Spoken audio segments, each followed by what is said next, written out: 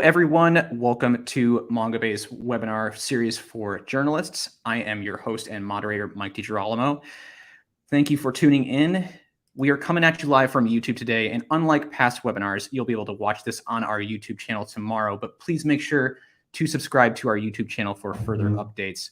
So today's discussion is going to be focused on oceans and fisheries. So we'll be touching on many of the problems impacting our oceans' health, such as plastic pollution, overfishing, climate change, as well as fisheries, law, regulations, and how you can better cover these issues. So if after viewing today's webinar, you have a story idea you would like to pitch to us, we heartily encourage you to do so by visiting mongabay.org. Head to our opportunities page, link to from there, scroll down the page and click on oceans. Topics that we're looking for include bottom trawling, coastal climate solutions, and fisheries. And of course, we encourage you to pitch your story idea not just to Mongabay, but to other news outlets that cover oceans and fisheries and environmental news. Whatever your story idea, be sure to let us and other news outlets know. So we'll be using our usual webinar format today where our panelists will answer 10 central questions. And then at the conclusion of the hour, we'll open up the floor to yours. So first, I want to get started by introducing our panelists, starting with Dr. William Cheung. So Dr. Cheung is a professor and director of the Ocean Institute for the Oceans, He's the director of the Institute for the Oceans and Fisheries at the University of British Columbia. He is also a Canada Research Chair in Ocean Sustainability and Global Change, and an international leader in developing and using scenarios and models of biodiversity and ecosystem services to understand the responses and vulnerabilities of marine human natural systems to global change. His work addresses policy-relevant research questions and cuts across multiple disciplines, from oceanography to ecology, economics, and social sciences, from local to global scales. William, it's great to have you here. Thank you very much for having me. And next is Dyhia Belhabib. Dyhia is an environmental scientist and researcher specializing in illegal fishing, conservation, artisanal fishing, and food security. She is currently principal fisheries investigator for EcoTrust Canada and founder of Spyglass, a cooperative platform that publishes information from the criminal record of fishing vessels.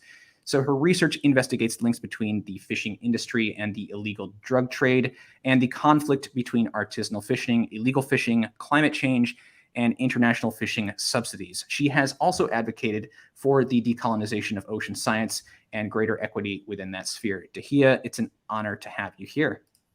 The honor is mine. Thank you very much, Mike.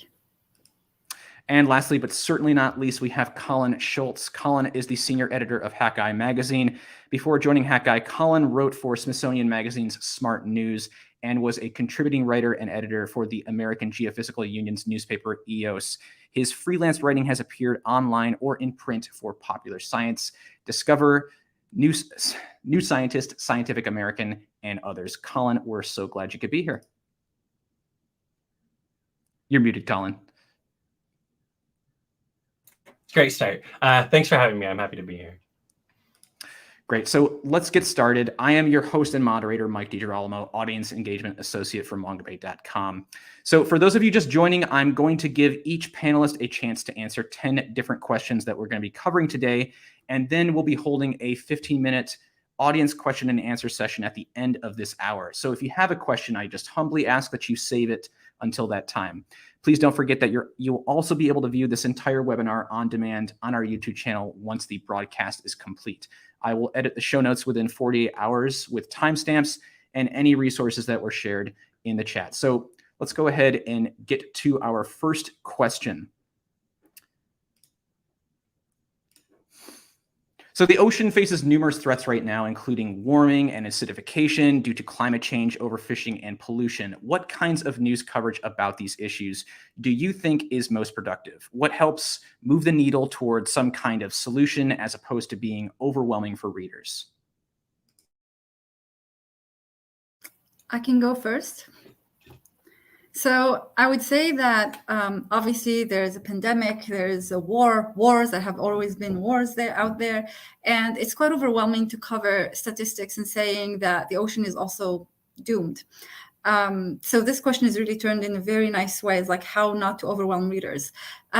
There is in social psychology a concept of where when you show statistics and big pictures, people think that they're not able to do anything anyway, so they're not interested. But when you show individual stories, like what the difference between what UNCHR does when they're promoting, donation campaigns versus World Vision will focus on singular stories of children. UNCHR will focus on millions of people are facing hunger, etc., etc. So the advice here that I would say on how to cover these stories is to really go by individual stories. You have to basically talk about, obviously, the context. For example, in terms of illegal fishing, you can say how it threatens the world oceans. But when you talk about the story of someone or a household or a family, it really tends to attract the reader into thinking they can do something about it.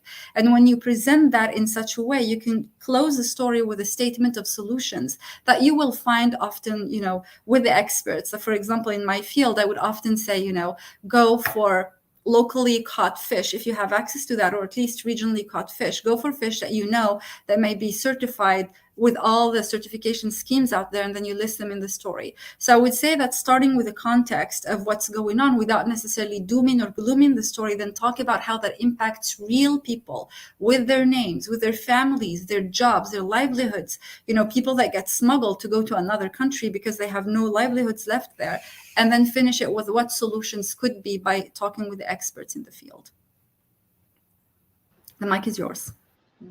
Thanks. Maybe I will build on what Dyhia has said. I think I agree with what Dyhia says, connecting to people. And particularly, I think one of the gaps in here in moving towards some sort of solutions to all these big scale challenges, I think is actually go to the very basic about something called ocean literacy. And that's something that, for example, big initiatives such as the UN Decades of the Oceans has identified as one of the primary objective in their activities, which is to actually educate people about the connections of ocean, or the ocean, about the oceans, and how that is connected to people. Because most of the time,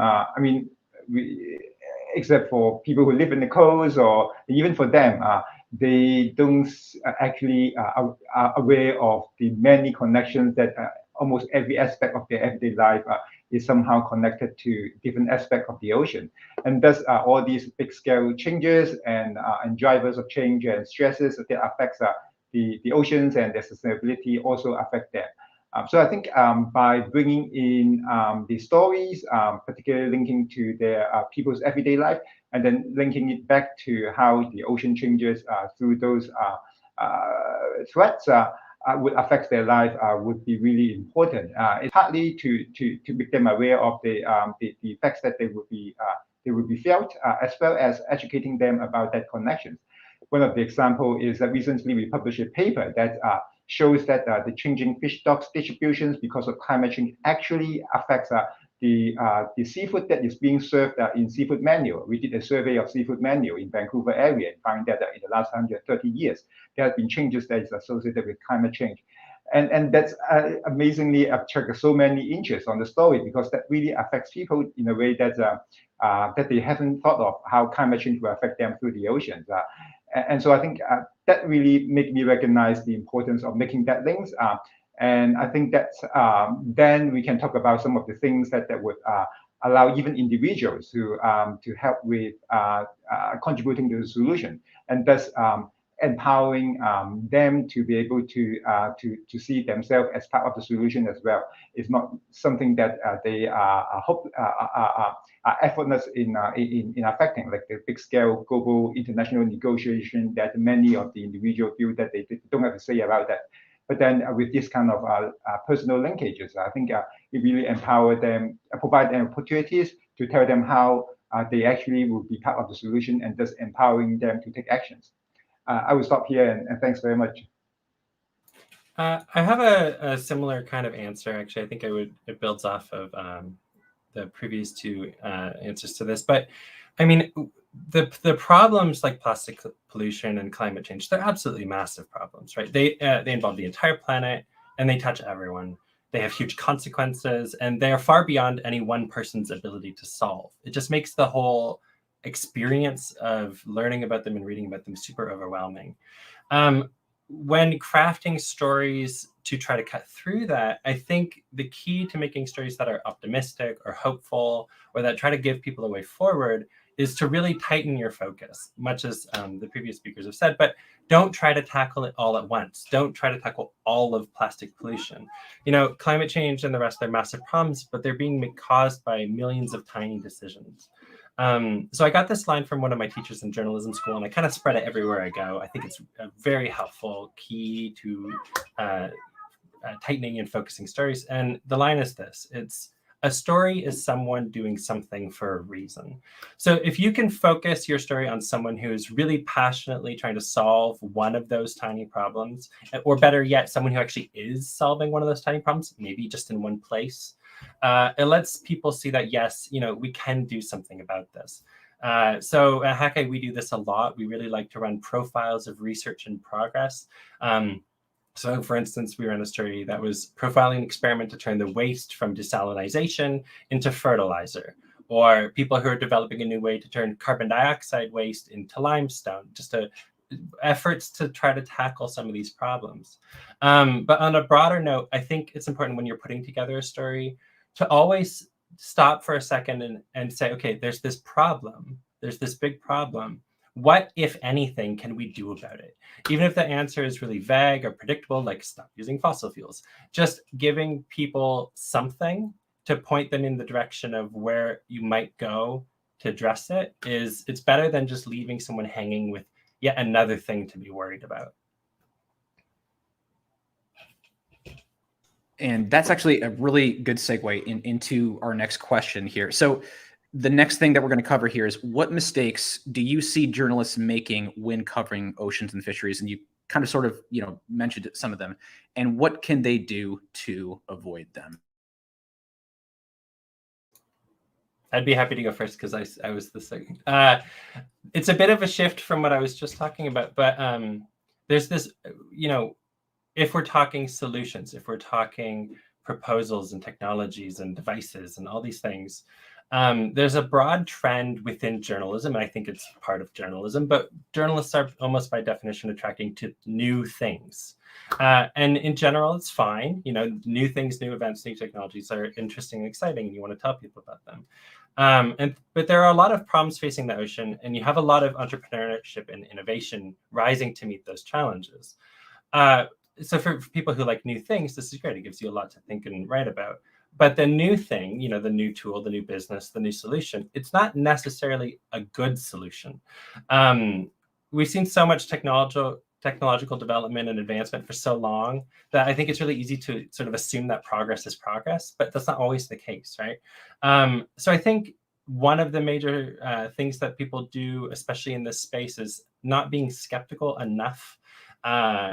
You know, if someone's selling something, you know, a shark repelling device or a miracle solution to plastic pollution, whatever it is, it's important to like really check it out, talk to experts, actual experts, and pay attention to what they say, right? You know, ambition and effort and an intent to do a good thing does not guarantee that the thing you're doing is actually an effective thing to do. So I think dovetailing with that, there's this persistent narrative that, you know, this sort of bright young thing, renegade outsider inventor is just going to pop up and solve our problems. And that's not really how it works most of the time. Fisheries researcher David Schiffman says this all the time, but he's like, why are we so ready to accept that someone who's brand new to a super complicated issue is going to figure out what experts who've been working on this for decades haven't been able to figure out? You know, there's a reason that the Galileos of the world are so exceptional. So just checking things out a little bit more. I think that's a big oversight. Yeah, I will add to because it's actually I'm thinking also the same lines as that as well. And I think one thing that more specifically that I feel sometimes it would be good to avoid is to focus on finding a single solution. So sometimes I think that relates more recently a lot of the technological solutions that often viewed as a single solution that can solve the whole world's problem. And I think that's either from like the genetic engineering up to maybe plastic collections or some carbon capture technology. So I think that's not a useful way to do that, because no matter how well a designed a solution option is, there's always associated with a trade-off associated with it. And so there is a more complex nuance behind that. That often I think sometimes the story we want to avoid, because it is sometimes difficult to communicate.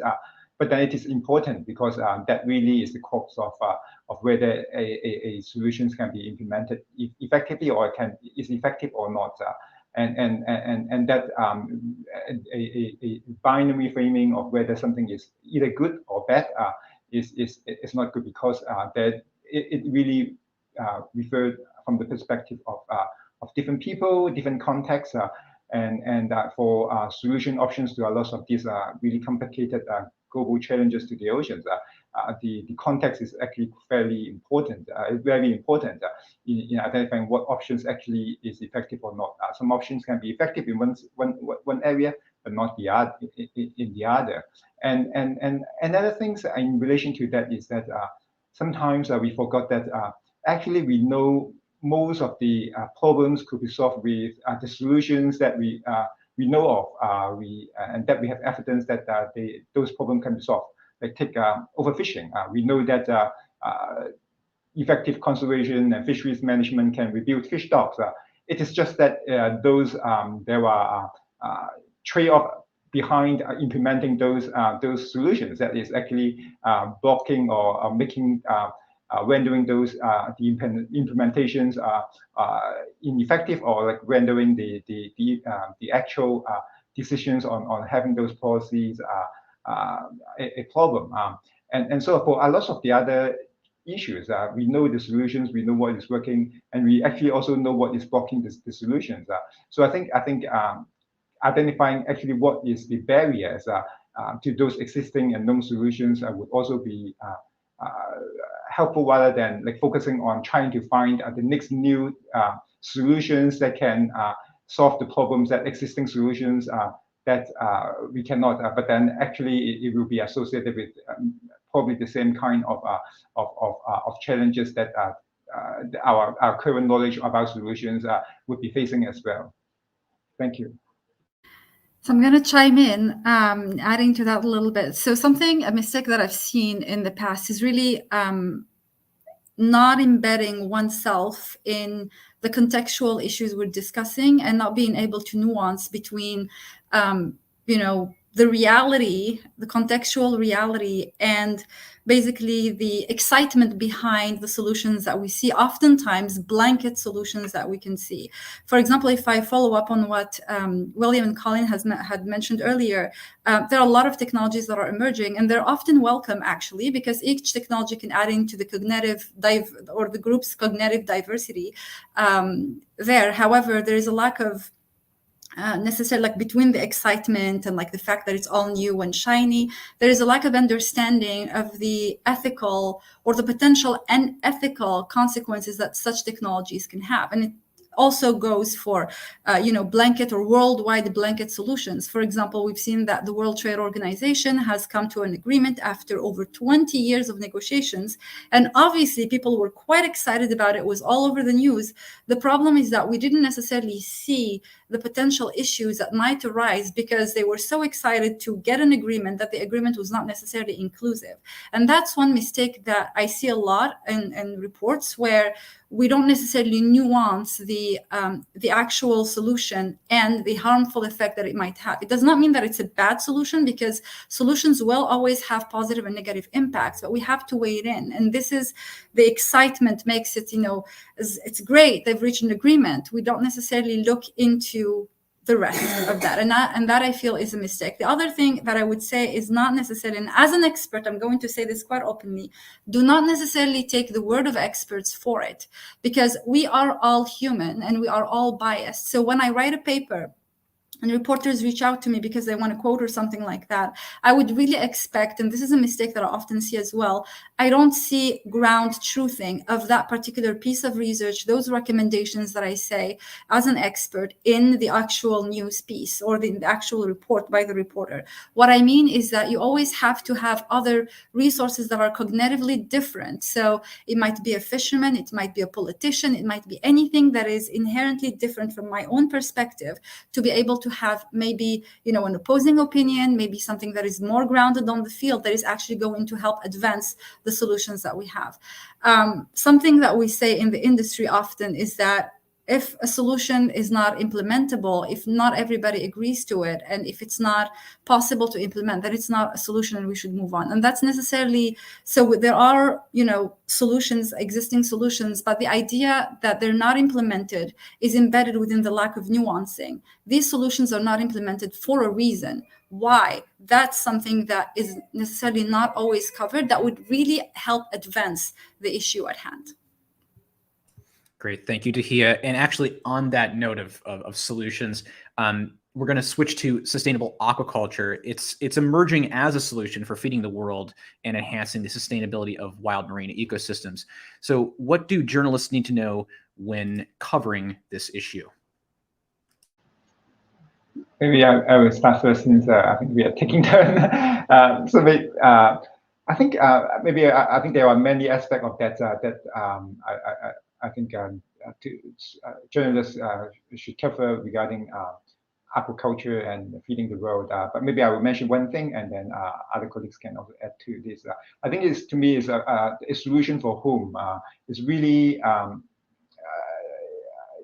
depends on. I mean, a lot of the excitement, they look at these global figures, for example, from Mavio or from other organizations projecting the future projections of aquaculture, and then seeing the projections of people populations, and then trying to match it and see how aquaculture could fill the gap in providing seafood or aquatic food to the growth demand. But then again, it's back to the nuance of like what kind of aquaculture and who those aquaculture productions will go to, and whether the most demand, the world that most need the food, the aquatic food, actually have access to the aquaculture production that people are thinking about. So, for example, aquaculture for salmon, I don't think that's a solution that would fit the world because it is not designed to as a solution for food security. I mean, it is designed for a certain market that is, I think they are not needing the fish particularly for their food demand. It is more for kind of luxury purpose for a lot of the other aquaculture products. While there are certain other kinds of aquaculture that would need in order to support, for example, in some of the countries or coastal communities who are really dependent on seafood or aquatic food for some of the micronutrients that is needed, particularly under climate change. For example, in our study we showed that some of the tropical countries, such as those in West Africa or in the Pacific regions, will have a net deficit of seafood nutrients supplied to them compared to now because of the impacts of climate change. And how aquaculture can play its role in the solutions for feeding that part of the world I think it is a more important question compared to whether in general they would produce enough seafood to supply like a gap that are aggregated at a global scale. So I think, again, going into that nuance, looking at the context about what types of aquaculture and to whom they can actually help to alleviate the problems in terms of food security for local communities or specific countries or regions is really important. Thank you. I'll follow up on that. Thank you so much, William. So one thing that I always say is that wild fisheries are not going to go anywhere. There are 4.6 million vessels, fishing vessels out there, and only 1.7% are actually industrial for whom catches are reported.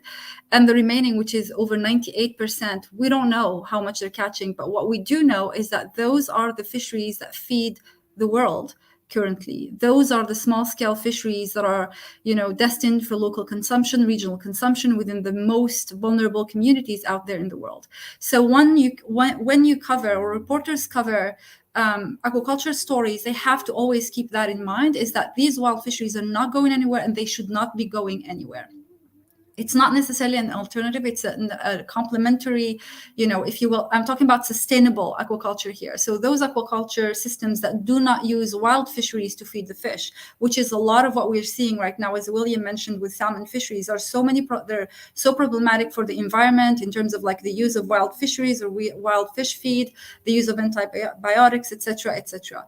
One thing I think, like the question is how to cover these, or what to cover in this, is basically looking into aquaculture systems, or the fish that is being sold out there. As a consumer, not an expert, as a consumer, if I want to go buy fish, I would like to see what fish species are good.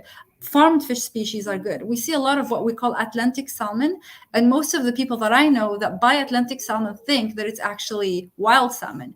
They have no idea that it's necessarily farmed salmon. There are a lot of reports and studies out there that look into these kind of issues, and that's something that I would really like to see more coverage of in the news. So basically dissociating the concept of sustainable aquaculture and aquaculture as a whole. But another thing that I want to see is basically experiences of communities. Aquaculture has been around for millennia.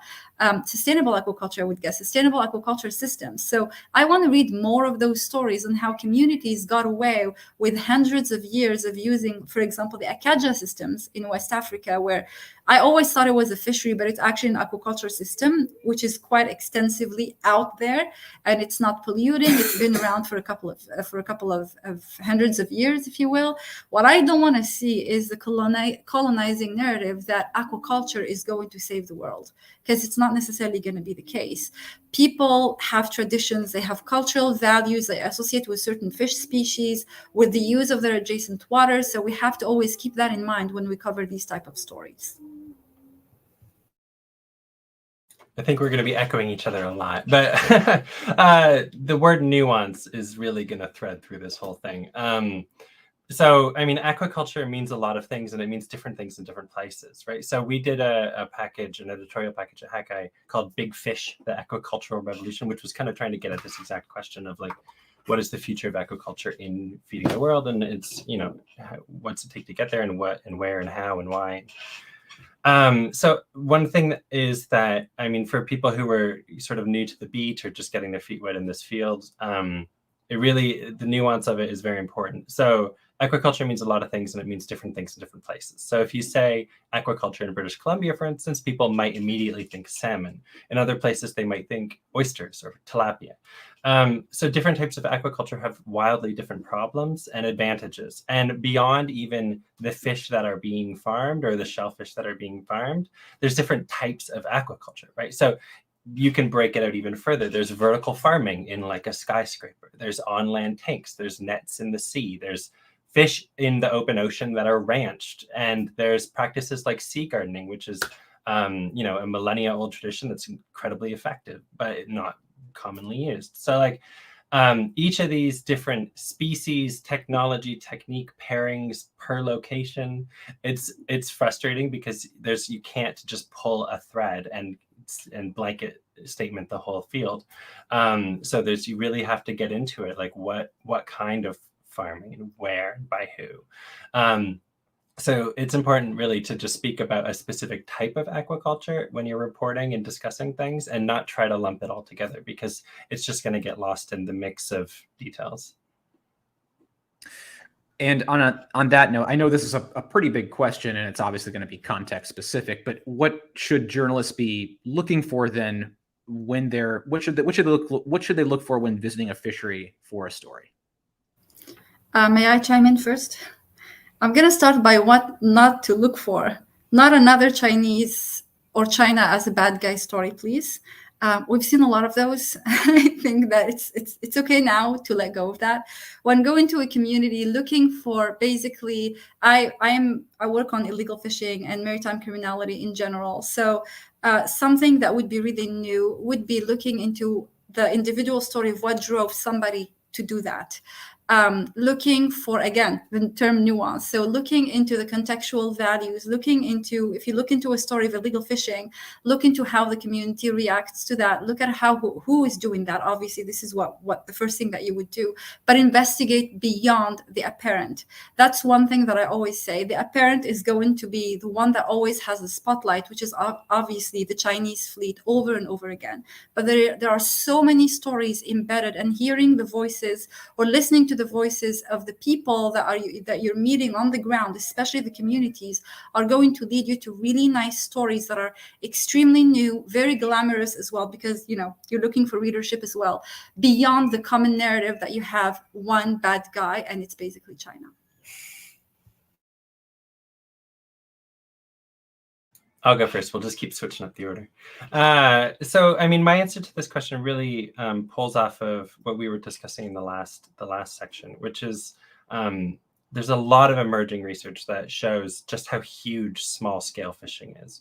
There are way more people catching fish, relying on fish, selling fish, cleaning fish. The role of fish behind, and fishing behind local industries, local food security is incredibly important to a vast number of people. But these small-scale fishes are often overlooked. They don't all the time show up in official statistics. Their catch is not always accounted for in planning, even though, as we just heard, it can be incredibly substantial. So, at the same time, small-scale fishers aren't given the incentives and supports that industrial fleets get. Small-scale fisheries work isn't always considered work by the government. So, how can you lose a job that you never had? And there was just a story about this that we did in Peru, where there was an oil spill in January and fishers are out of work, but some of the fishers are not getting any, support from the government because they were never considered fishers in the first place. So when doing any kind of stories about fisheries, even if the story is about industrial fisheries, I think it's really just important to keep in mind the millions of people that are working in fisheries unofficially. If there's a closure of an industrial fishery, what does that mean for the small scale fishery? If there's some new technology that's being mandated and required, how does that affect subsistence fishers? What does it mean for their jobs and their food? The other thing that I think I want to mention about, to always have in mind when you're getting into a fisheries story is it's something that we explored not too long ago in a story called The Mental Health of the Modern Fisherman.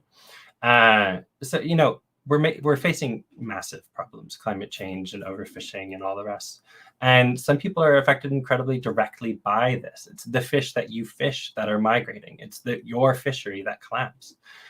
So when regulators are devising and implementing restrictions on fisheries, those rules and the things that we need to do to solve the problems are not always bringing new supports to the fishers themselves. So all of a sudden you have to buy $1,000 piece of equipment, but you have to buy it, and it's yet another hurdle to navigate, law to abide, pressure on your finances. So fishers are under a tremendous amount of pressure, and they're often doing extremely dangerous work. So just to keep in mind the toll on fishers' health and safety and mental health, that's created by them being the ones who are at the locus of all of these huge problems. And they're just like right there in the middle of it. So just keep that in mind. Thanks for the two other panelists. I think one thing that adding to that, to me, I think it would be useful to look for is to encourage the people in engaging in a story, fishery, for a particular story to imagine and use the story to help them to share their voice about imagining what the future they are envisioning, to a good future that they would hope to have and envisioning. At the time, the journal stories would talk about the problems that the local fisheries are facing, or the people are facing, how they would be impacted or have been impacted by the various global or local changes, by policy and things like that. But then I think it is important to actually encourage through the story people to understand what they imagine a good future would be like for them, both in terms of the ecology or in terms of the social dimensions, cultural dimension, economic dimensions. and that's one of the reasons that I talk about this is that in one of the interactions with local indigenous community, coastal indigenous community in British Columbia here, we were co-developing a project. And I mean, as a scientist, I was naively going into the conversation saying that maybe our science can help them to identify what futures they could have and how and then we can find the solutions to get there. But then I think that their opinion is that they already have would like to envision what the futures they want to get to. It is what they want is to know is then how they can exhaust some of the problems that they are encountering in going into that futures that they want to achieve.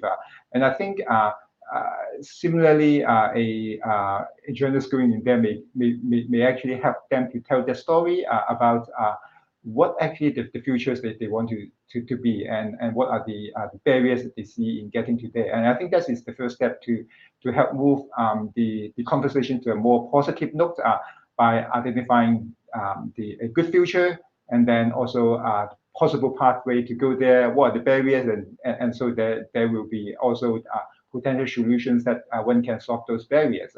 I think that can really turn I think that can help turn the conversation into positive notes of like moving towards a good direction, while not actually talking about always the business as usual or the worst case scenario going into the future. Thank you. Great, thank you, William. This next question, some of you have actually already kind of dipped into this one, but what advice or guidance do you have for journalists when interviewing scientists, fishers, or conservationists? And what should we take into account when communicating with these sources?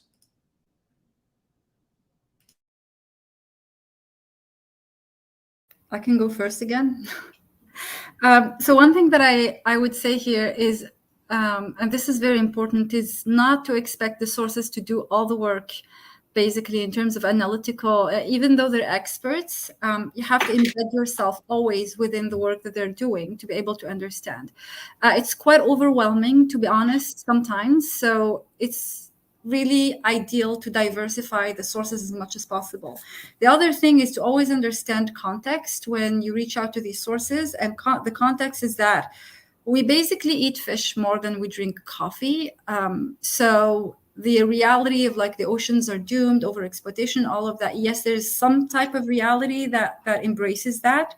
But on the other side, it is also very important. So when you're communicating with people, especially people within communities or indigenous communities, especially, have to keep in mind the importance of these resources and their adjacent waters to them. The other thing is basically that when you get a quote from someone, when you get an analysis for someone, always question. And I mentioned this earlier, always ground truth. You cannot just rely on one particular source. You have to diversify your sources, whether from even opposing sources are fine, but oftentimes we don't see this. We take the word of experts for it, and it might result in very negative consequences on, for example, indigenous communities. I remember two particular stories actually where this company, or I believe the Canadian government, was very happy to finally find and locate a ship they were looking for years in the Arctic. And they announced that as some kind of a big achievement. But the Inuit communities were like, well, we told you, it's been 200 years. We've been telling you that ship is there. We knew for 200 years. And that's kind of important, So this is when it comes like the diversification of your sources, the perspectives of your sources really matters. And that's the first advice that I would always give.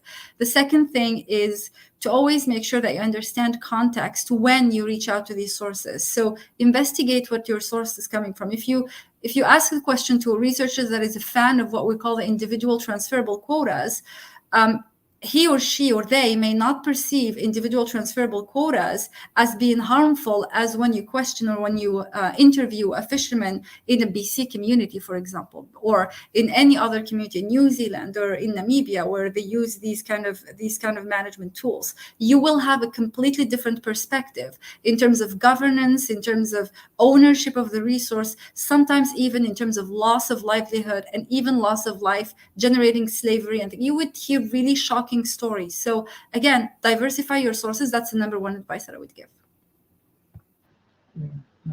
I agree, and I think I was also thinking about the need to diversify the sources, and particularly I think it will be useful to reach out to sources that are not in the usual common kind of list of scientists or colleagues who are responding to media requests. I know this is easy because you know the person well from the journalist's point of view, and that they are good. The reason you come back to them because they are also good speakers. They can tell the story clearly. But sometimes it would be useful to get different perspective. I think it would be even good to reach out to maybe. For example, scientists that are from different regions in order to get a different perspective, because I think the readers would benefit from that. In terms of fisheries, for example, they although maybe a topic covering a topic, you want to tell the story that relates to maybe a more local readers here in Vancouver or in British Columbia or in Canada. But then I think it is very useful and important also to get a more broader perspective about what actually there are different ways of looking at that. If you are from a tropical developing countries or small island developing states, scientists or conservationists or even fisheries working in those areas, similar kind of issues may mean very different things to them, and broadening that perspective for the readers, I think is really useful and important from my point of view, because what we are talking about here are also global problems, climate change, biodiversity loss, resource overexploitation. Those are global problems that not only affects locally, but that is connect to a lot of the connects to actually all parts of the world. So I think bringing that perspective and not kind of keeping the traditional view of focusing on a story that keep local and so that people can feel related. I think it would be good to educate them, educate the readers that they actually connects to a much bigger context, and that by diversifying the interviewees, as Dyhia mentioned, and particularly broaden the geographic and cultural context, I think would really help with kind of adding that elements to the story. Thank you. Yeah, I agree completely with the idea of broadening sources. You know, there's the saying, nothing about us without us, right? So if your story is of particular relevance to some specific community, it really often helps the story. It's not just like the right thing to do, but it helps the story a lot, makes it much more salient to try to get in contact with people from that community, to always have that local perspective of what they think of whatever is going on. But I have a slightly different answer as well, which is, you know, in journalism, there's a pretty common trope or frame of always styling stories as a conflict, right? If you can find a conflict, you have two people who are opposing on some idea, and it helps wrap the story up into a package that's easy to put together. And when you're talking, you know, it's like when you're going in and talking to scientists, fishers, conservationists, maybe that's like a fisheries policy story. There's some law in development. It's easy to assume or put those groups into conflict with each other because you assume the fishermen want to catch more fish, the conservationists don't want them to catch more fish, or whatever the contention is. So it's easy to position these groups in opposition to each other, but especially when it comes to things like fisheries management, in my experience, these groups actually generally want the same thing. They want healthy fish stocks that can be sustainably fished, right? So they may have slightly different short-term priorities, worries, goals, different issues on like what should happen first, but they're not really in opposition. So it's helpful to keep that in mind. And I think the other thing, to keep in mind for those sorts of stories is that the fishers are maybe the people being directly affected. The conservationists have a lot of stake in it, and the scientists too, but they're not usually the people who are actually making decisions. So it is important to step back and ask policymakers what they're doing about something, or how they're coming to their conclusions, because the people who are being affected and have a lot of depth and understanding of an issue are not necessarily the exact same people who are making the decision. So trying to get the full spectrum from the person on the ground who's going to be affected by something to the person who's deciding to do it in the first place. It's important to get the whole range. Great, thank you, everyone. So our next question is, it's quite large, but it's important. So ocean governance, it's a really complex issue. Can you explain, as briefly as you can, how it all works, and where can journalists go to better understand it? Can I go first? Because I have a feeling I know the least about this, so I want to. Sure. It's a different perspective on it, because being a journalist is a very odd experience as a life, because you're just ping-ponging between topics all the time. And being an editor is like an amped up version of that, because I'll have 40 stories on the go about completely different things. So there's a lot of trying to become an instant expert on things. So, like with everything else, this ocean governance is incredibly complicated, but I had some, for people who are just trying to get their heads around it, sort of some keywords to start looking into.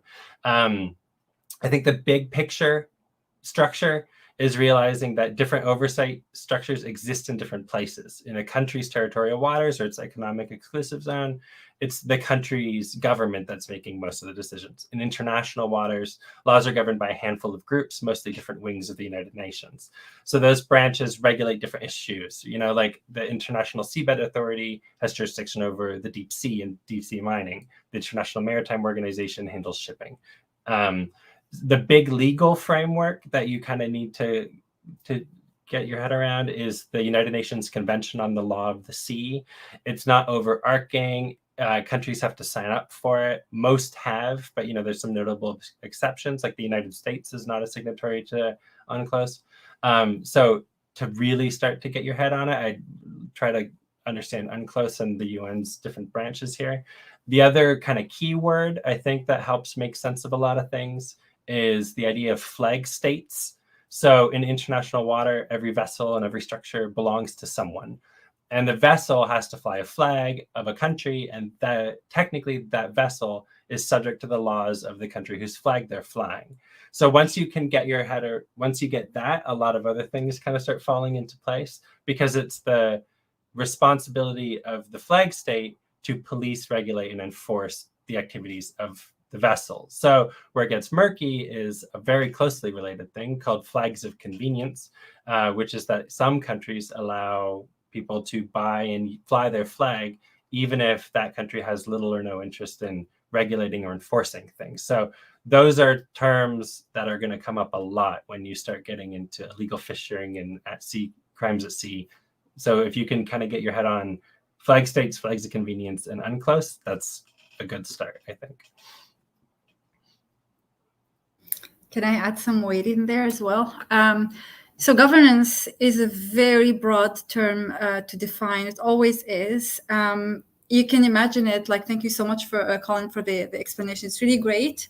You can imagine it from the perspective that you have, municipalities, you have, regional governments or provincial governments, you have federal governments. So in this particular realm, in the ocean, you have what we call national waters, which are basically what we call exclusive economic zones, and these are usually 200 nautical miles from shore. Depends on from a country to another, depending on how close they are to each other, etc., etc. You will have national legislations that will basically rule or regulate whatever extractive activities you have there. So whether we're talking about fisheries, oil and gas extraction, and things like shipping, etc., etc. vessels that are not flying a domestic flag, so of that particular country within that particular exclusive economic zone, will have the right of safe passage under UNCLOS that Colin has mentioned, but they will not necessarily have the right to extract resources there, and except if they have an agreement. The agreement could be with that particular country or within a regional agreement, like I'm going to talk about that a little bit later. So within a regional agreement. So we have what we call the EEZs, or the exclusive economic zones, that are regulated within there. There is sovereignty there by the national laws and the national state. And then you have what we call, in the realm of fisheries, you have the high seas component. And oftentimes, the high seas component is not necessarily regulated for most fisheries, but you will have some species, for example, large migratory species, because they end up going from one country to the other and end up in the high seas as well. Those are oftentimes regulated by what we call the regional fisheries management organizations. So those are a bunch of countries whose flags are either they have fleets fishing there, or they are bordering that particular area, or they have interest within that particular area, that are going to be members of this, what we call the RFMOs, so regional fisheries management organizations. So these will regulate any fishing, not non-fishing activities, any fishing activities for the particular species that they are looking into. In this particular example, we're going to talk about tuna. So this is how complex governance gets sometimes.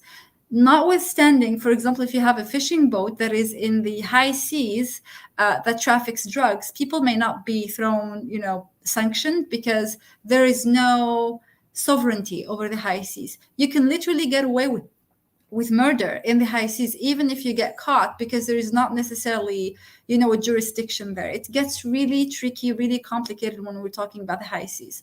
Going back to sovereign waters and the EEZs, you will have some issues arising there as well, because you will have regional regulations. For example, you will have communal, like certain communities that might have regulations that are different than others. In Canada, you will have the example of the governance between the Crown and indigenous spaces and indigenous territories. There's going to be some sort of agreement there too. So it gets complex, but what adds into the complexity, you will have the public say, because in the waters under national jurisdiction, the public is ultimately the owner of the resource oftentimes, because fish is basically owned by the general public. What that means is that the government is responsible for preserving that particular resource for the sake of the public and the national economy.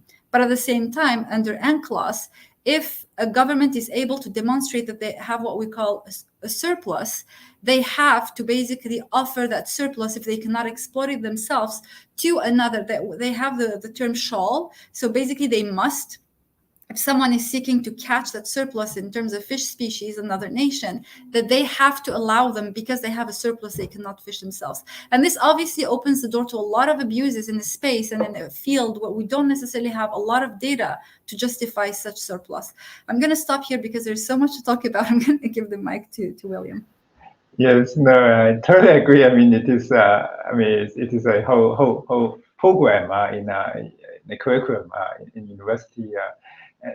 So I think maybe I just add one element to what colleagues have been talking about is I think it's like both of them already mentioned about the multi-level nature of governance. You have international, national, and then local. I think we talk about a lot of the international governance structure through the international treaties and conventions. But then once you get into the national and local level, then it becomes even more complicated, because it's different countries, or even within the country, different province, or different even communities or different fisheries have their own structure. Some are more of a way through a top-down approach, where you have a certain agency that implement regulations that would then determine how the ocean is managed, while others have more of a co-management approach that would be involving the actors, the stakeholders in co-managing a resources. And I think there are understanding those contexts is really important, because often those actually would really affect the way that some of these bigger scale policy when they get implemented at the local level, whether it will be effective or not. This international policy set up the framework for the countries to ratify and then determine how they are going to implement within their jurisdictions through their laws and policies. And so what it means is that it is then down to the local scale implementation, governance level that really determines some of the changes that whether some of these policies are effective or not. And I think understanding that that nature of the multi-level governance, as well as the importance of how the local level implementations and the nuance associated with that actually would also affect these big scale international treaties is also very important. Thanks very much. Great, thank you all. So we're going to move on to our next question. So there's a couple of global treaties that Mongabay and other outlets have been reporting on, specifically the World Trade Organization's new agreement on curbing harmful government subsidies for fisheries, and the new Global Plastics Treaty. So what should journalists be looking for as they cover both of these treaties and other treaties in the months and years ahead?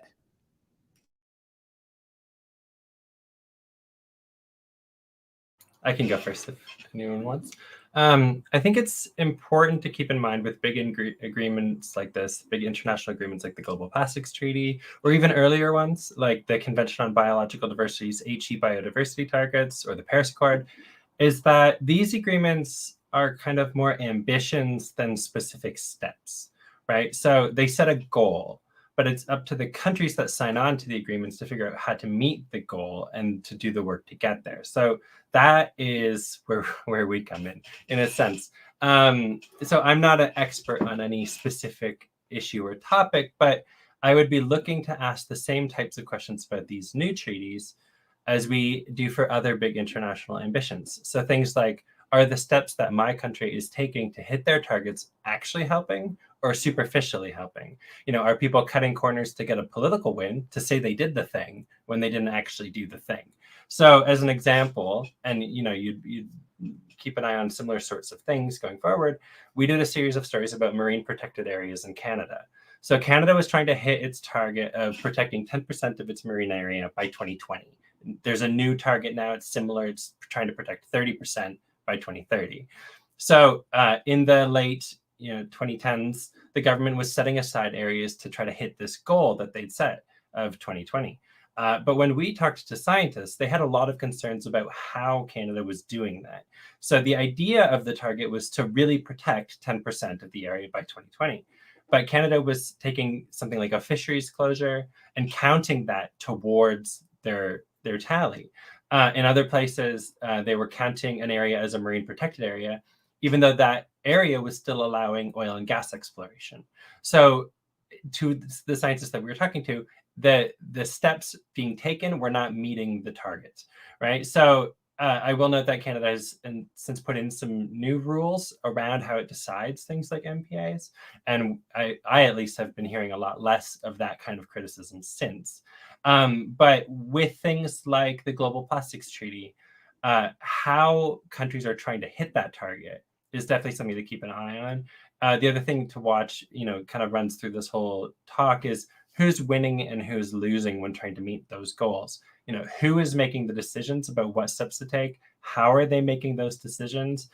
Are the steps that are being taken the best steps that are being taken? If you're setting aside area and all of that area is being lost by one community, is that just, right? There's all the details in the implementation. So you've got this big international goal, but it's all still kind of got to get worked out. And that's where some of the problems can come in a lot of the stories. We thought on that. And I think as a scientist, I think it would be useful to look at how the follow-up of these treaties actually would relate to the new and emerging sciences on that topic. So those treaties, like the Global Plastic Treaty, a lot of the time they take a lot of time to develop and get agreement on, and they are based on the science that has been published before and to justify certain perspective. And I think often, I mean, science is continuously developing.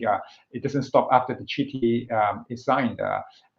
Assessment about the effects on different harmful substances and the benefits of removing it, or the scale of the problems of global plastic, for example, or climate change, whether or not we can meet the Paris Agreement target, and the impact associated with that. These are constantly changing. So I think matching the new science and see whether the treaties are still relevant, how the treaties are still relevant to that given this new information, and also in relation to, for example, the implementation. Then given these audits, like if there are actually changes in that some of the impact of the oceans are more sensitive to some aspects of the oceans are more sensitive to warming compared to previously. Would the Paris Agreement still enough to mitigate and avoid those kind of risks associated to those systems?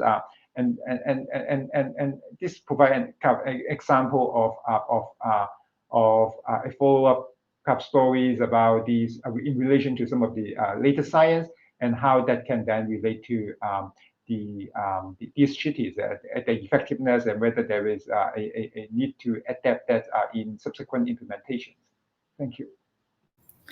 I'm going to add mainly to what Colin had said earlier, basically, watch out for power imbalances. For having been an insider within, at a certain point, the WTO, looking into, when training delegations and all of that, I've seen a lot of power imbalance, which remains in every single treaty. You will always have power imbalances. You will always have, as Colin said, people that are making the decisions and people that are going to be impacted by the decision. I'm not even talking about outside of the realm of the negotiation of the treaty.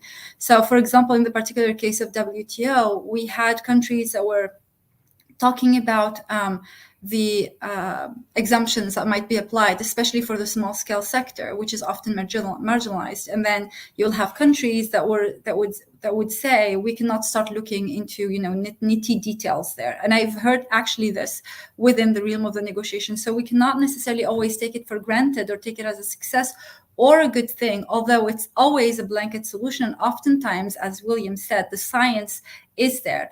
But if you want to cover a story or these treaties, you have to cover them inclusively and comprehensively, looking into the good side, but also the potential bad side that we have to watch out for and develop solutions for those particular unintended consequences, or at least to avoid those unintended consequences.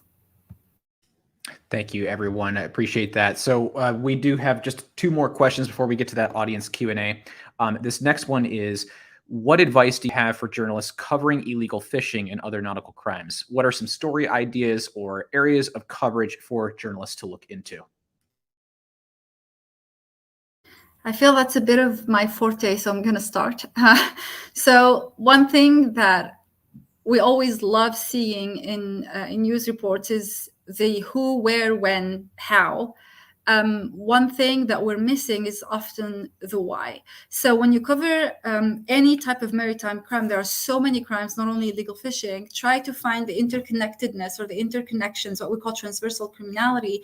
Try to find the other crimes that are co-occurring. So when you're finding the who, try to see whether that who is deeply embedded within this criminal network, or it's just a new thing. And if it's a new offense, for example, try to understand why. The why really matters here. We have done a paper that was published, I believe, earlier this year, where we were looking into the drivers of illegal fishing. And you will see that when you look into the industrial sector versus the artisanal sector, the drivers really diverge. Like, it's a plethora of drivers for the artisanal sector, and really a narrow set of drivers or enablers for the industrial sector. Also, when you're looking, for example, into human rights and labor abuse, there is this narrative that is often repeated that poverty drives, human rights and labor abuse. And I often call that implicit victim blaming. We cannot blame the victim's poverty for the occurrence of this crime. So we have to always look further when considering these types of crimes.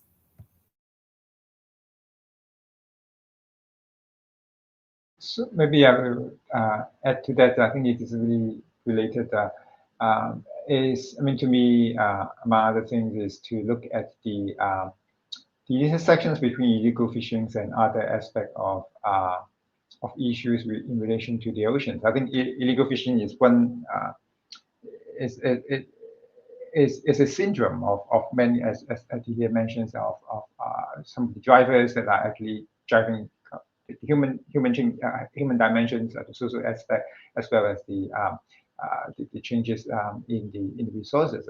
And so what it means is that it will relate to many other aspects of global changes that we are the ocean and people in relation to that are being affected. Like how climate change is relating to the illegal fishing, both as the drivers of illegal fishing, as well as something that would compound the effects of the impacts of illegal fishing. And I think that's more and more become important as we as we realize that we can no longer isolate individual problems, and that a lot of these problems are actually complex and interrelated, closely related to one another. We need a mix of solution options that can actually tackle these different drivers or problems or threats together, because otherwise it just wouldn't be able to effectively solve illegal fishing or any single problem. We need to account for these the interactions with other drivers of changes and threats to the oceans. And so I think understanding that context, trying to bring the links and look for those links, and often they are there. It's just need some further investigation into it. I think to me it would bring up a unique and interesting and important story. Thank you. So I would totally defer to the other panelists on this, because this is very much their area of expertise. But I think when it comes to the question of story ideas, looking for places to go for story ideas, there's kind of two broad paths. There's the investigative journalism path of, following the crime, follow the money, all that part of that thing. In the kind of day-to-day new thing journalism that you get a lot of in science magazines and the science sections of newspapers, in my opinion, it seems like for illegal fishing and nautical crimes, the two really big topics that seem to have a lot of innovation and a lot of potential for stories, a lot of it hinges around detection and enforcement. There's a lot of new projects that are coming up and under development of ways to identify and interpret which ships are engaging in illegal activity, and people proposing solutions around traceability and other sort of solutions to the problem of illegal fishing and these nautical crimes. So there's a lot to explore there in terms of new projects and programs that are under development. And just briefly, I want to add sort of a little bit off of what Dyhia was saying, not following into her trap of the implicit victim blaming, but when you are talking about things like illegal fishing, it is important to keep in mind that the people on the boats, some of them might be victims as well, right? So I'm really not following into that trap. But slavery, there's a problem in illegal fishing, which you get issues with indentured labor and slavery in fishing, where the person working on the boat got there, and they'd rather not be, let's say. But so people getting ensnared to work as indentured labor on fishing boats is a big problem. And so stories about crimes at sea are in some cases also stories about human rights. And the people who are like really profiting off of the illegal fishing might be 10 steps up the ladder. We had a story not too long ago about trying to tackle this issue of flags of convenience, and the people who were running the company were on a different continent. It's not even at all the same people who are doing the acts. So there's just more layers to keep in mind there, I think. Great, thank you, everybody. So in the interest of time, I'm going to go ahead and just use this last question. This next question is our last question. What are some of the best resources that journalists can turn to for information, such as fishbase.org or Spyglass? I'll tackle this, but I am going to cheat a little bit with my answer. I think the best person that a journalist can lean on is someone like the other two panelists here. Dyhia mentioned about not overloading the same experts all the time, and that's probably I've never been on the receiving end of that, so I totally get how that would be a big added load to your work. But when you're covering a different topic and a different issue every day, it's just so complicated. And I don't think it's possible to get your head around all of it if you're not actually an expert in that specific issue. Journalists are often ping-ponging from one story to the next, one topic to the next. Even at Hackeye, where we cover coastal issues all the time, it's only fisheries sometimes, plastics sometimes, crime sometimes. It's too much. So your best resource is finding someone who's willing to let you bounce things off them, to give you background information, to answer your questions. So, there are good online resources, but finding someone who will just let you ask them questions is very helpful. I'm going to chime on that. So one thing I have to say is that we're always happy to receiving media requests. What is overwhelming is when we have to do all the work, and I've seen this in the past, but that doesn't happen that often. One great resource, if you're looking into a bit of contextual information, would always be Google Scholar, because you will find experts there. You just have to Google basically whatever term you're looking for, and then you will find one or two articles. You can contact the lead authors of those articles, and then you can start there. The other resource, like you mentioned, Spyglass, which is for maritime criminality only, but you can also use, those lead researchers to ask for, leads on other people that you would be interviewing. Organizations I would highly recommend would be Environmental Justice Foundation, because they work hand in hand with, on the ground, working on plastics, working on human rights and labor abuse, illegal fishing, fishing overexploitation, etc., etc. Oceana as well, whether their office in Europe or in the States, they're really great at communicating. They're really good also at giving and providing information usually. And Blue Ventures, which is another organization that is it's a kind of international organization, but more grassrootsy. So these are really great references that can actually lead you to other, resources, people, and databases that you could actually benefit from. And to me, I think adding to all of these, one source of information that maybe underutilized by the journalists is the summary for policymakers of a lot of the large-scale assessment for the ocean. I mean, right now, there are already quite a few of these assessment, international assessment or national assessment that has been done specifically for the oceans. So there's World Ocean Assessment, there's the IPCC special reports for the oceans, and even the assessment reports, the working group to report the Intergovernmental Panel on Biodiversity and Ecosystem Services. There are global assessment and regional assessment all cover the oceans as well.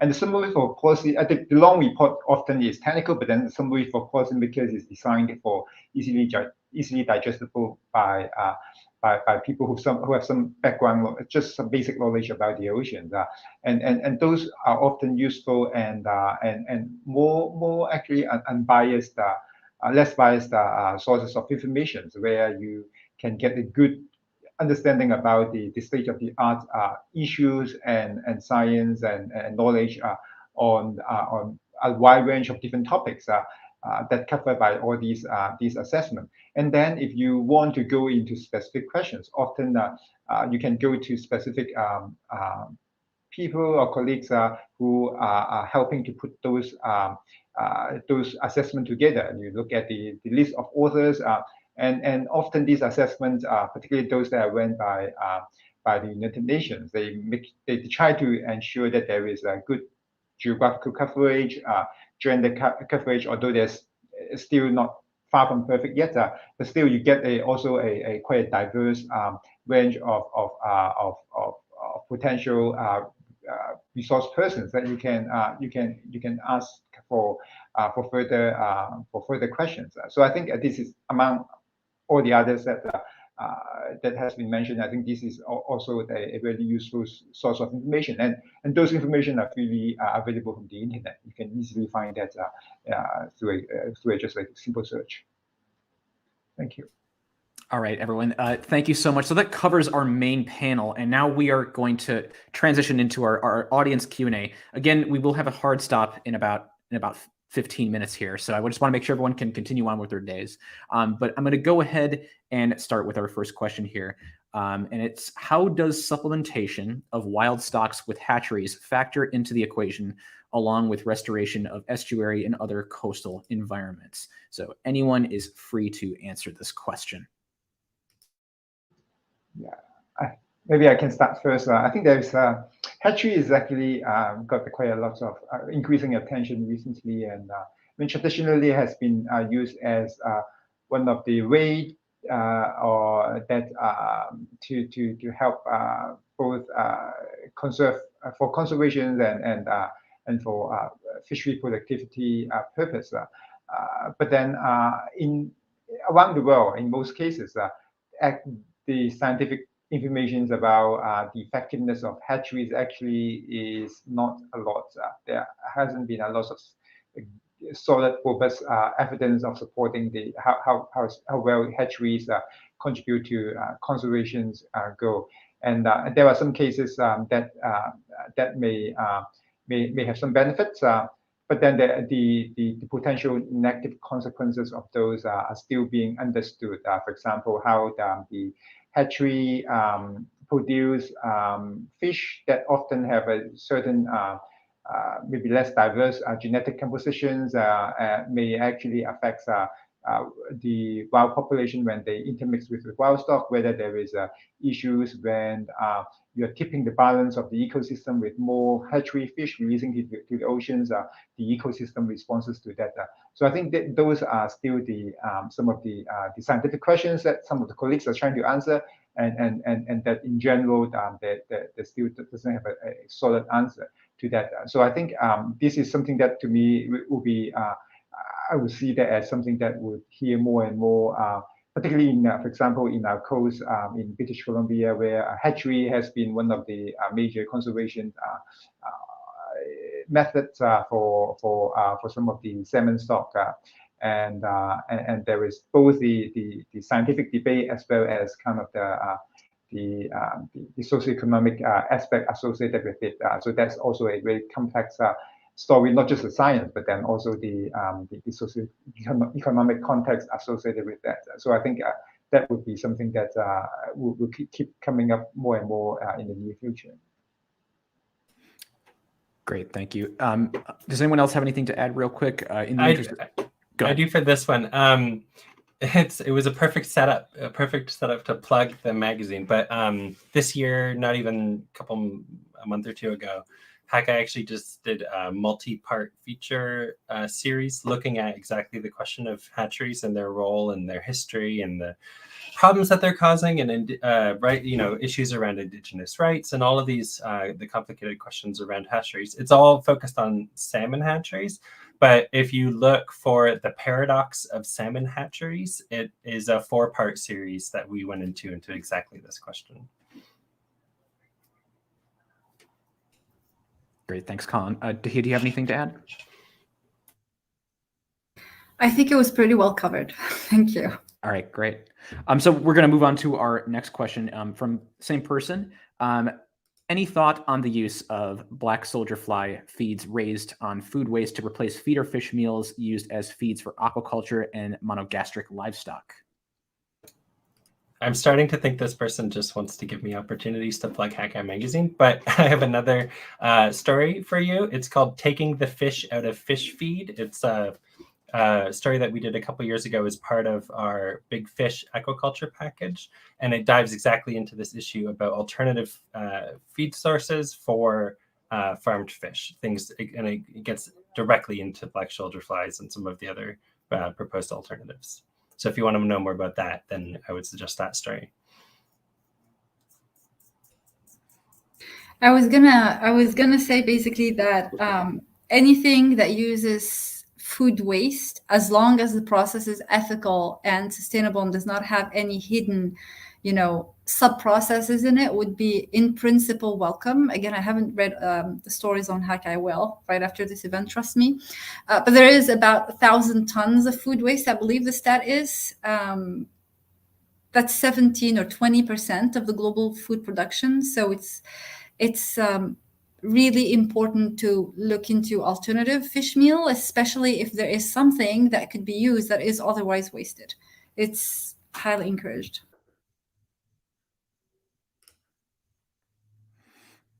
William, do you have anything to add? No, I think that's good. Thanks. Okay, great. So got another question here. What career advice do you have for someone like me who wants to start getting involved in science ocean journalism as much as possible? I think that's mostly for me. I think I can't give you a direct answer because the situation has changed a little bit from when I got started and when a lot of people alongside me. It was for a while. It was, start a blog, get practice writing.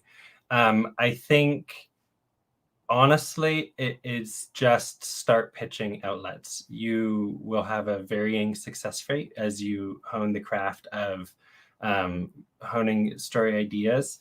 There's an extremely good resource that would be well worth checking out. It's called the Open Notebook, and it is an incredible resource about the field of science writing.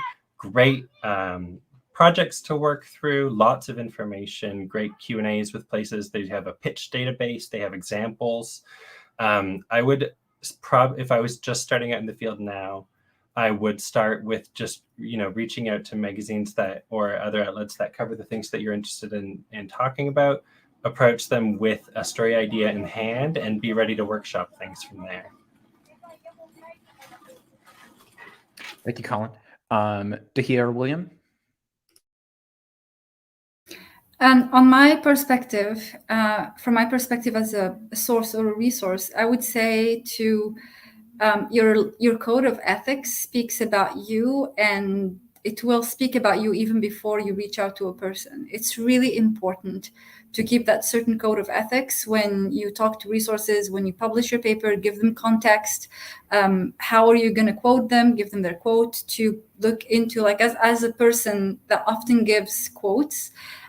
It's something that I really value, and it's something that I always look for when someone reaches out to me. And I think that will speak about your reputation with the sources and your the easiness of finding resources or sources of information. So, I mean, to me, I think my experience from the university point of view is that there are actually a lot of now research institute, like our institute, actually have an active also science communication arms to it. And often we would like to engage with people who are aspire to go into journalism and to help with supporting some of our activities as well. And by doing so, the person can get to interact with some of the scientists who are engaging with the state-of-the-art discussions and research on the topic, while also engaging with in some of the general science communications activities, like writing articles about new scientific research or organizing webinar and things like that. And so I think that could be, and that could also be a pathway to build the network through those activities, because I think as we talk about having a diverse network of resources will be really important in covering stories for the oceans. So I think that could be a good and useful pathway from my point of view as well. Great, thank you. Another follow-up question from the same person. And secondly, so far, many of the pieces I have written are more about the general impacts of climate change on people and places. What advice do you have for locating more specific story ideas? So I think maybe I'll talk first, because this is topics that I personally research on, climate change and the oceans. And I think right now, a lot of there is a increasing shift towards more looking at the oceans also as a source of solutions. So I think traditionally, a lot of the stories is about how climate change is affecting the oceans. The people are associated with that. But then we now see that the oceans is also part of the solutions. either from the mitigation point of view in some of the marine renewables to some of the blue carbon solutions, and that there are also a lot of co-benefits associated with that. For example, rebuilding seagrass bed or conserving kelp forests could also benefit biodiversity and fisheries and local community. And I think there will be, and by looking at stories that can bring out that element of the oceans also being part of, can be part of the solutions, and how that can be part of the solutions, and what are things that can enable it, remove the barriers. I think that could be one way to look for new angles for story. Great. In the interest of time, and I want to get to as many questions as I can, I'm going to go ahead and just move on to the next one. This is actually a really good question. Ocean stories struggle establishing traction beyond the initial headline due to the out of sight, out of mind tendency of readers and editors. Can you speak to making ocean stories matter in mainstream media? I would like to argue that this is the entire purpose of Hack Magazine in some extent. So the way that I think is easiest to interpret and justify ocean stories is, yes, the ocean is big and remote and vast and distant from most people's day-to-day experiences. But most people on Earth live on the coast. There's a vast number of people engaged in fisheries and shipping and other maritime activities. The things that affect the ocean affect the people on Earth, whether it's through food or it's through weather or it's through other large systems, or even more tangential things like carbon storage, right? But the most people on Earth live near the coast. So whether or not the ocean is remote, it's also a shared experience for all of the people around the world who inhabit the coastline, which is most of us, right? So whether, I think the ocean is distant, but it's directly relevant to your experiences. The other thing is that there's something sort of intangibly interesting about the ocean for those very remote stories that makes it a little more like space than like other places. So that's you can get a lot of attention by acknowledging the mysteriousness of it and, you know, leaning into that a little bit. But I think just because most people don't spend their days on the ocean doesn't mean they don't feel its influence. Anyone have anything to add?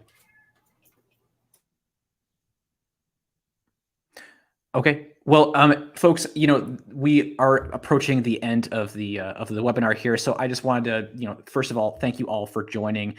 If you're interested in how technologies can be implemented ethically and responsibly in maritime defense, our very own panelist here, Dyhia Belhabib, has co-organized a webinar on this that I'm going to put the link in the show notes. Dyhia, did you want to say anything about that? Yeah, so it's the very first Tech, Law and Maritime Defense Summit. We're looking into all sorts of issues surrounding the maritime domain, including illegal fishing, climate change, inclusive conservation. And we're looking into emerging technologies and how we can make sure that these are ethical and basically don't have any intended consequences on the general public or the people that they are targeting, basically. And it is online. It's going to be from October 11th to October 13th. Great. Thank you so much. So on behalf of Mongabay, I'd like to say thank you to our panelists here, and as always to our audience for joining us. We trust that you find these webinars helpful to your work. And on that note, we greatly value your feedback on these live events and how they inform the work that you're doing. So at the conclusion of this webinar, you should be receiving an email that will contain a quick survey. We would really like for you to, please fill it out. Let us know what you think of this webinar or previous ones we've done so that we can keep improving them for future audiences. And once again, this webinar will be published on our YouTube channel as soon as we're done here. And I will edit the video to put timestamps and other resources in the preceding 48 hours. We will also be publishing a link to this video on our blog at mongabay.org. Lastly, if you have any ideas that you'd like to pitch to us, you can do so at our opportunities page at mongabay.org. Scroll down and click on either coastal climate solutions, global fisheries, or Fisheries in Indonesia, whichever applies to your story idea. And while there, go ahead and sign up for our occasional email newsletter, which shares new paid reporting opportunities plus job openings at Mongabay. Please subscribe to our YouTube channel here and follow us for future discussions, including our upcoming illegal wildlife trafficking webinar. You can get updates about that via our accounts on Twitter, Facebook, LinkedIn, where we will post announcements and updates in advance of each of those. So we're so glad you can make it to this one, and we hope to see you at future webinars. Thank you so much for joining, everybody. Thank you. Thank you very Thank much. you.